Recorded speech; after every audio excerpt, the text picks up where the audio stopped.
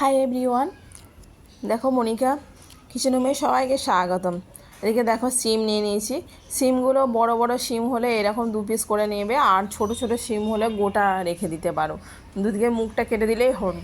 তা আমি সিমের ঝাল করব। সিমের ঝাল করার জন্য কড়াই বসিয়ে দিয়েছি। কড়াইটা গরম হওয়ার অপেক্ষায় থাকতে হবে। কড়াইটা গরম হয়ে গেছে, আমি সাদা তেল ইউজ করব।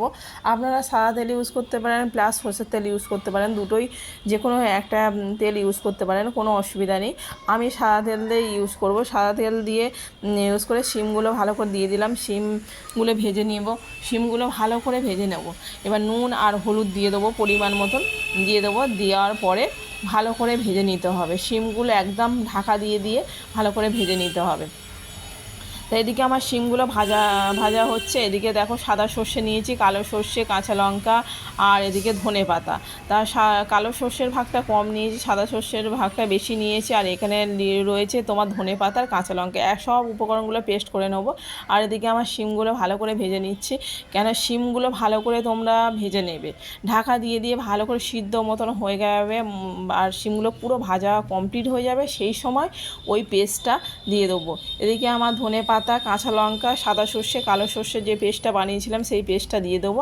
এবার পেস্টটা দেওয়ার সময় আঁচটা একদম গ্যাসের ফ্লেমটা আস্তে করে দাও। উনানে করলে তখন আস্তে করে দিয়ে দেবে, আর গ্যাসে করলে তোমার আস্তে করে দিতেই হবে। আস্তে করে দিলে নাহলে কী বলো তো, তিতো হয়ে যাবে। সর্ষে রয়েছে যেহেতু, তিতো হয়ে যাবে। ওই জন্য এইটা হালকা আছে, একদম হালকা স্টিম করে তোমার হচ্ছে কি এইটা দিয়ে দিতে হবে। আর এবার আমার তো হয়ে গেছে, না বেশিক্ষণ নাড়াবে না, নামিয়ে নিয়ে জাস্ট নাড়িয়ে ছেড়ে। আর নামানোর সময় একটু চিনি ইউজ করতে হবে। আমি গুঁড়ো হচ্ছে কি গুঁড়ো ইউজ করলাম, ওই চিনি ওটা। তা এদিকে আমি হচ্ছে কি তোমরা চিনি ইউজ করতে পারে। এবার খেতে গরম গরম ভাতের সঙ্গে অপূর্ব লাগে, সেই স্বাদ বন্ধুরা, কি বলবো, অসাধারণ। তা যে যে খেয়েছো শিমের ঝাল, এটা শিমের ঝাল। তা শিমের ঝালটা যারা যারা খেয়েছো এইভাবে, তারা তো খুবই ভালো লাগে। আর এইভাবে একবার ট্রাই করো, দেখো কেমন লাগবে।